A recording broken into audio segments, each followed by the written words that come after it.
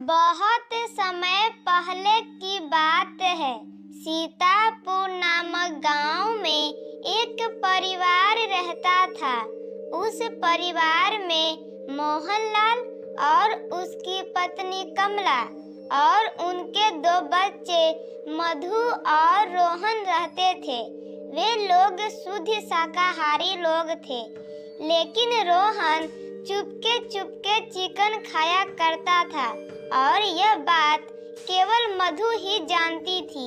एक दिन की बात है, जब मधु और रोहन स्कूल जा रहे थे।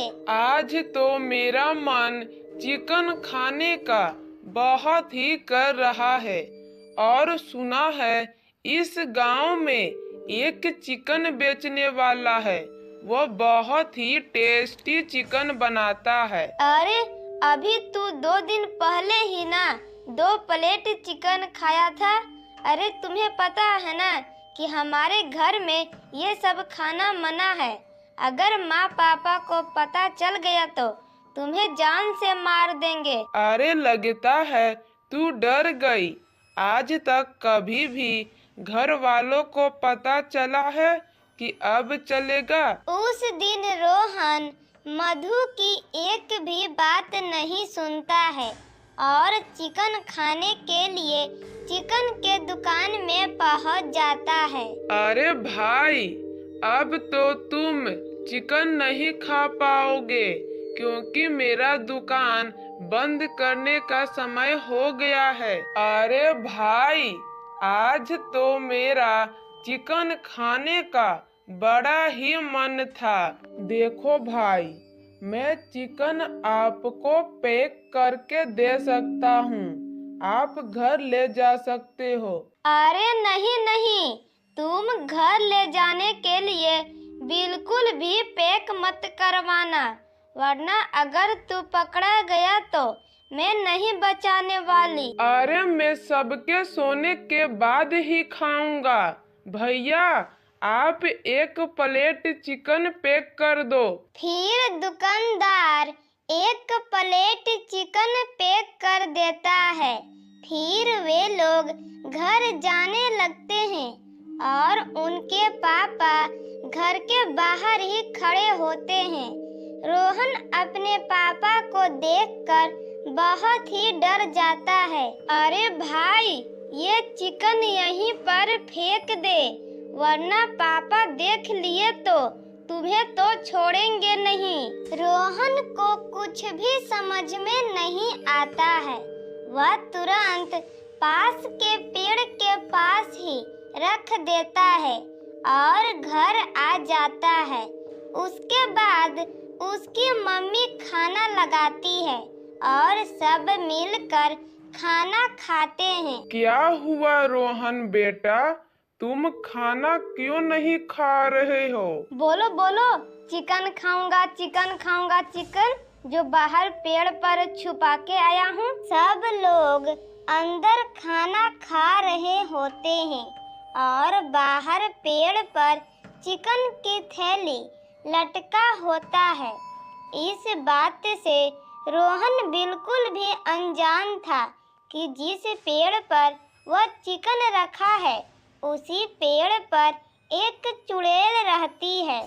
जैसे ही चुड़ैल वहां पर आती है, उसे बहुत ही तेज चिकन की खुशबू आती है। अरे कितनी मजेदार खुशबू आ रही है, ये तो मुझे चिकन की खुशबू लग रही है, पर ये खुशबू कहाँ से आ रही है? फिर चुड़ैल इधर उधर देखती है, तभी उसे पेड़ पर लटके हुए चिकन की थैली दिखती है।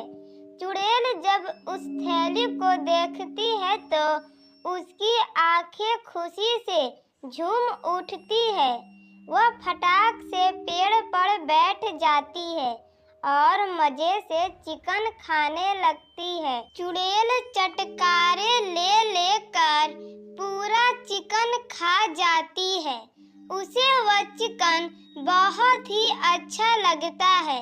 उसे उतना सारा चिकन खाने के बाद भी मन नहीं भरता है और उसे और भी चिकन खाने का मन करता है कि तभी इतनी ही देर में रोहन अपने चिकन लेने के लिए आ जाता है, पर उसे वह चिकन कहीं नहीं मिलता है।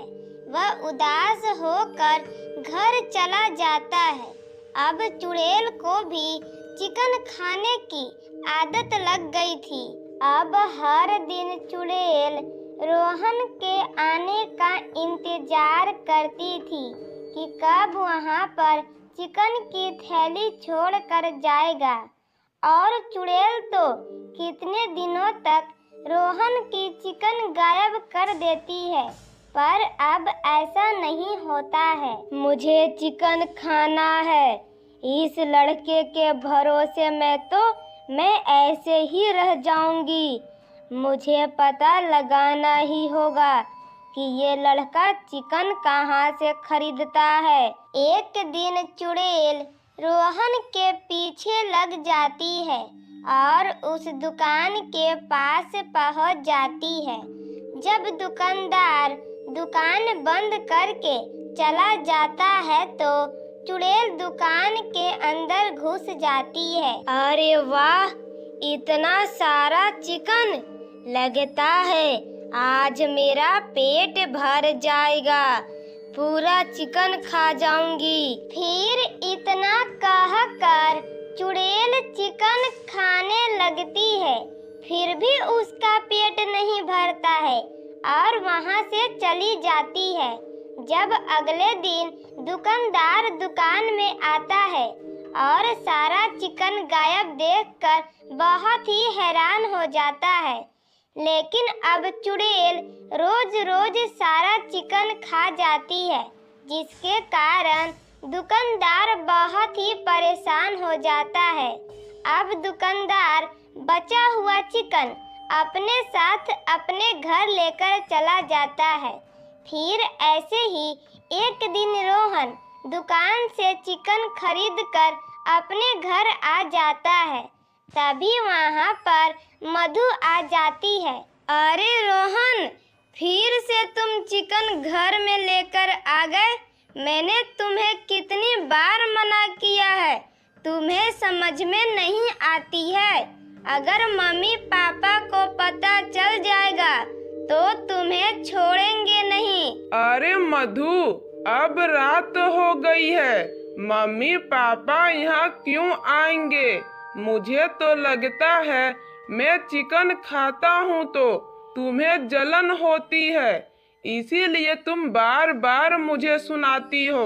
इतना ही देर में दोनों के बीच बहुत ही बहस होने लगती है और उन्हें पता भी नहीं चलता है कि कब उनके मम्मी पापा वहाँ पर आ गए।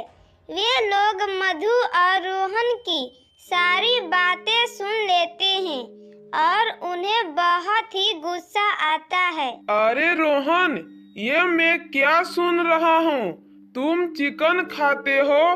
तुम्हें जरा सा भी शर्म नहीं आई कि हमारे घर में सब लोग शाकाहारी हैं और तुम हमसे छुप छुप कर चिकन खाते हो? पापा मुझे माफ कर दो, अब मैं चिकन कभी भी नहीं खाऊंगा। अगर अब तुमने कभी भी चिकन के बारे में सोचा भी तो उस दिन तुम्हारा आखिरी दिन होगा। इतना कहकर वे लोग वहाँ से चले जाते हैं। उसके बाद रोहन बहुत ही रोता है और उसे अपनी गलती का एहसास होता है और चिकन खाने वाली चुड़ैल रोहन के कमरे के पास ही पेड़ पर रहती है और वे वहाँ से सब कुछ सुन लेती है। फिर वह अपना ठिकाना बदल लेती है और ऐसे घर चली जाती है जहाँ रोज उसके घर चिकन बनता है और वहीं रहती है और मजे से चिकन खाती है।